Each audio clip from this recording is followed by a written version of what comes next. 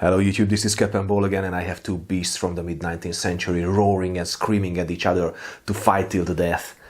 Or I have just two 31 caliber percussion revolvers from the mid-19th century trying to prove that they can hit a cow in the tunnel. But that's a joke, of course. These little revolvers are designed for the civilian market. They are small and light enough to be able to carry them in the pocket of the overcoat. And we talk a lot about the performance of the 36 and 44 caliber revolvers, but we tend to forget that these little beasts were very popular in the mid-19th century. They were the last line of defense, and in popularity, they did even beat the popularity of the 36 and 44 caliber versions.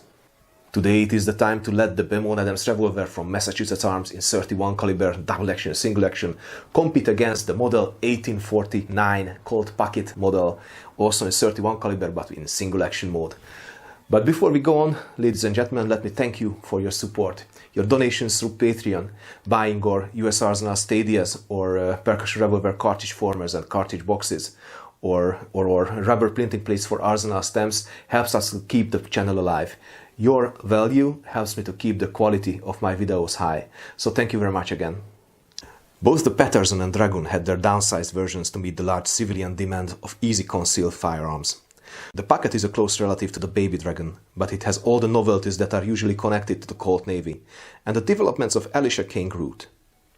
Colt hired Root from the Collins Company to improve the existing Colt revolver models. His first patent was registered on the 10th September 1850 under number 7629. These improvements included the square-shaped slots for the bolt instead of the oval ones on the Dragons, and the safety pins between the chambers on the back of the cylinder. Root also added a loading lever with the same mechanism as on the Colt Navies. In quantity, the Colt Pocket is the clear winner among all the percussion revolvers of the mid-19th century.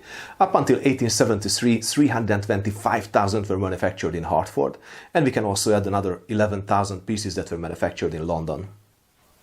The Colt Pocket was manufactured in more than 200 versions, with different barrel lengths and with 5 or 6 shot cylinders.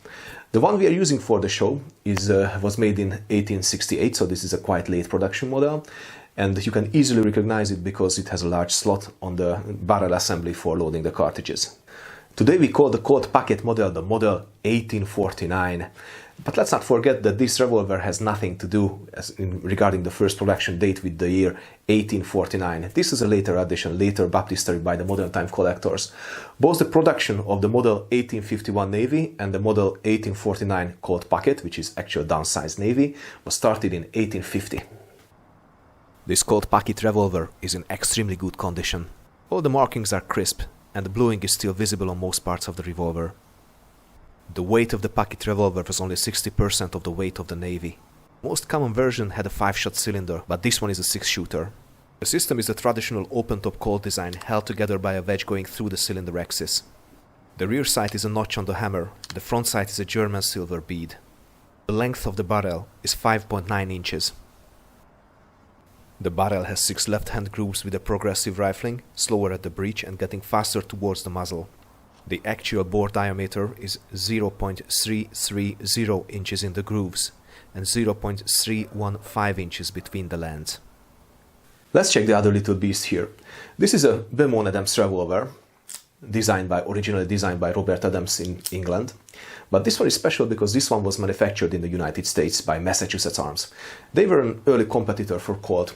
The company was founded in 1849 by Joshua Stevens, later founder of J. Stevens Company, and Daniel Wesson and Horace Smith, later founders of Smith & Wesson.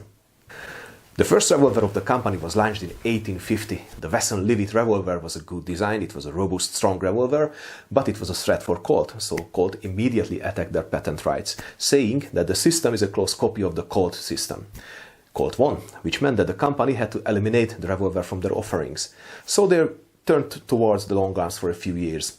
But by the end of the decade, the pressure in America increased so much that they were again starting to look for revolver design, but they decided now not to invent their own, but to buy a patent.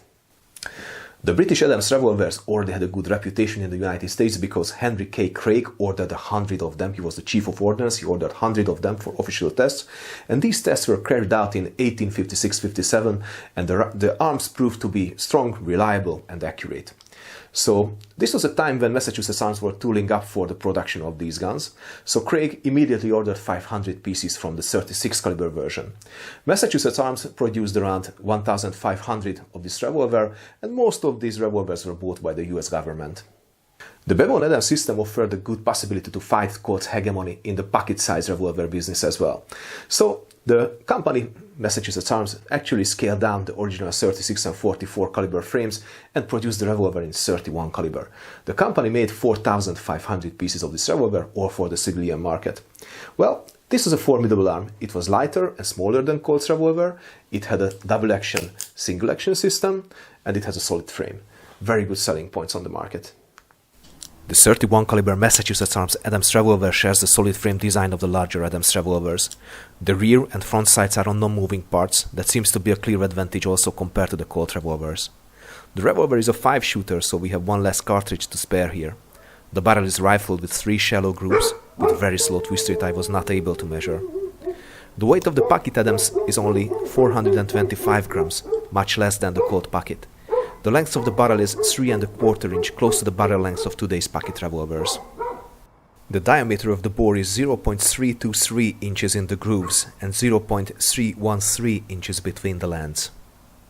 The goal of my historical shooting is not to find the most accurate load for these revolvers, but to see their performance with the commercially available cartridges of the mid-19th century.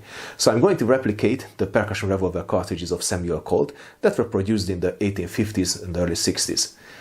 Sam Colt was one of the very few firearms makers who had capacity to make cartridges as well.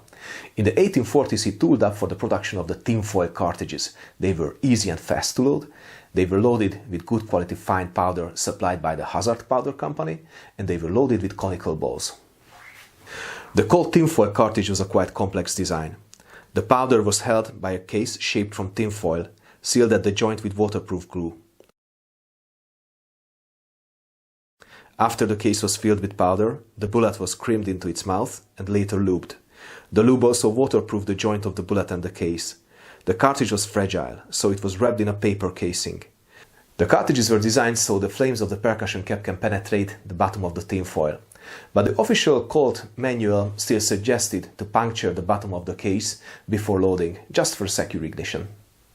The original charge for the 31 caliber Colt Pocket models based on original documents was the following: half drum of good quality powder, which is around 13.5 grains today. A conical ball weighing 92 to the pound, this is around 76 grains in weight. Or a round ball of 32 caliber, which is around 140 to the pound or 50 grains.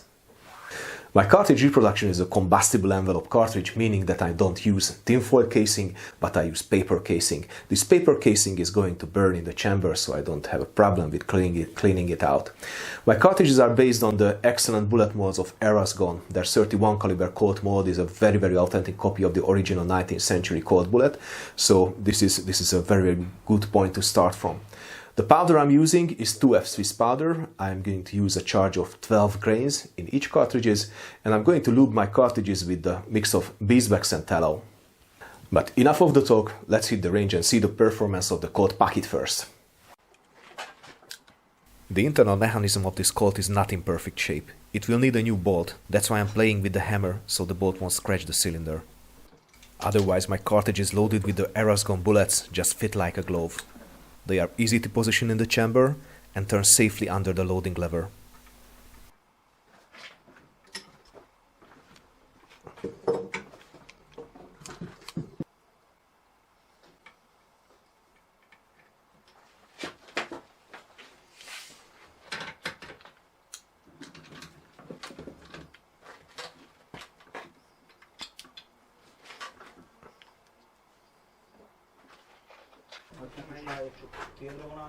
Azt hiszem, igen, most a papírnak a jobb oldalát szívoztam meg, és a fotóváltam, most magasságot. Azok a bal oldal értenek a bal. Azt a jobbon, nem fehérben. Fehérben is van? Hát a fehérben van ott találat. Ja igen, nem, most nem azzal, hanem más próbáltam. Meg is van, hogy milyen magasan van. Aha, ott van, mint az előző. Van még viszont a képről még. Majd még lövök vagy kettőt, utána állítok az irányzékomba.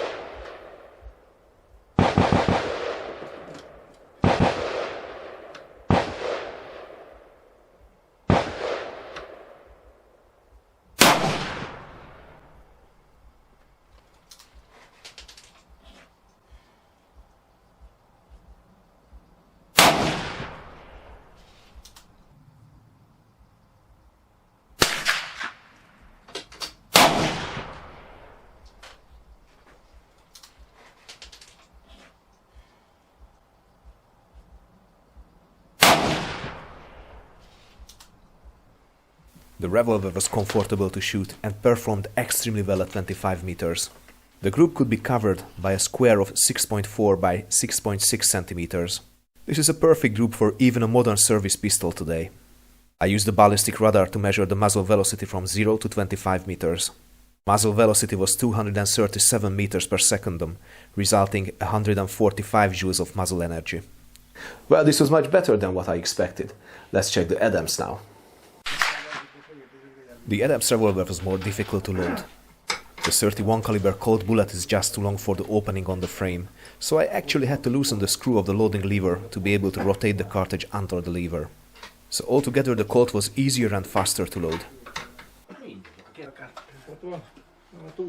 I also know that one of the chambers of my Adams revolver has a defect on the mouth, so probably the competition is not 100% fair, but still I fired all chambers just to compete against the Colt.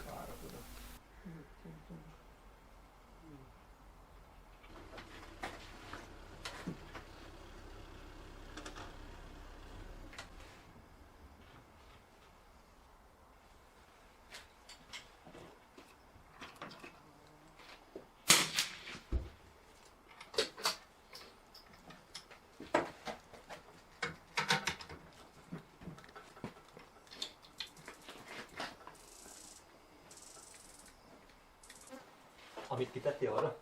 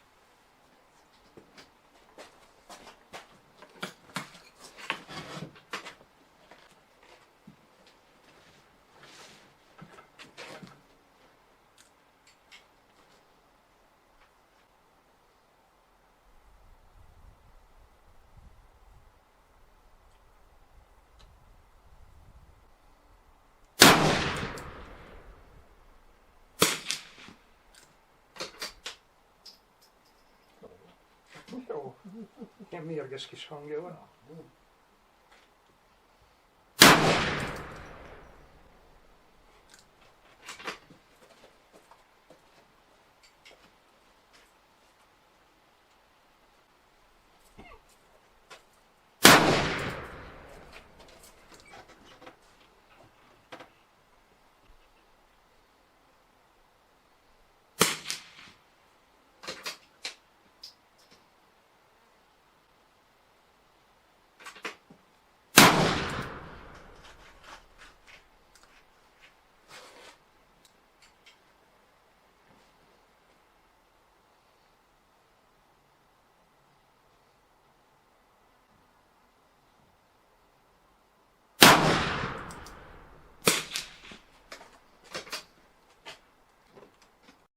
If we remove the flyer from the damaged chamber, we arrive to a vertical stripe. This is still a very good group at 25 meters. The vertical spread is caused by the tiny, nearly invisible sights. If we include the flyer, the group is still close to the size of a human head. The muzzle velocity was only 152 meters per second, with 60 joules of muzzle energy. The accuracy of the Adams revolver was not bad. Not as good as the Colt, but still not bad. At 25 meters, well, this is good. No problem with that. Let's not forget that these revolvers were not designed for shooting to 25 meters, but to be used in self-defense distances, which means it's under 10 meters, or let's say under 5 meters, rather under 5 meters. But what's the difference now? Well, there are important differences that we have to talk about. The first one is the power of the shot. Power of the shot can be described partially with the kinetic energy. The muzzle energy of the Adams revolver was only 60 joules, while the Colt Pocket delivered 145 joules of muzzle energy. This is nearly 2.5 times more than the case of the Adams. That's a harder kick. But does that matter, really matter? Well, yes. It matters because you can have a larger shooting distance with adequate killing power, but let's not forget that the revolvers, as I said, were designed for self-defense distances, and at normal self-defense distances that 60 joules can still kill a human. Let's make a detailed comparison of the two revolvers. The Adams is lighter, smaller and faster. It is also more reliable due to the solid frame, but much weaker, and probably a bit more inaccurate. The Colt is heavier and more clumsy, but definitely delivers a larger punch with greater accuracy. So let's see the advantages and disadvantages. First of all, the Adam is of course faster to discharge, because it is a double action, single action revolver. Of course, the solid frame can add to the strength of the revolver, but to tell you the truth, in 31 caliber, I don't think that this is a real advantage here. It is more reliable, that's for sure, because there is only a small slot on the back of the frame where the hammerhead hits in, which means that the particles of the spent caps cannot fall into the action, which is a common problem on Colt revolvers. But the barrel is shorter, which is good because it is easier to conceal the gun. But the sight radius is smaller as well, which reduces accuracy. By the way, the sights on the Adams revolver are tiny, tiny, tiny. The Colt has a bit more sights, a bit better sights, not too much better, but a bit better sights. The grip is clearly more comfortable on the Adams, and it is lighter. So for a self-defense gun, probably this is also a very important factor. So on one side we have a more comfortable revolver, on the other side, on the Colt side, we have a stronger and more accurate revolver. So which one is better? I don't know, it's up to you to choose. But it is interesting to compare the performance of the 1849 Colt Pocket to the performance of the 1851 Navy.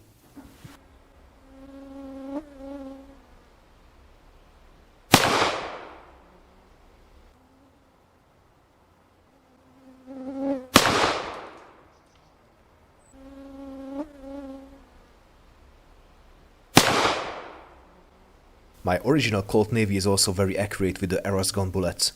The group could be covered with a rectangle of 6.3 by 8.8 centimeters. The 1851 Colt Navy revolver fires a larger caliber, heavier bullet with more powder from a longer barrel length, which means that this revolver should have a much harder kick than the 31 caliber pocket revolver. But it does not. It is nearly the same. Because in the formula of kinetic energy, muzzle velocity is more important than the bullet weight.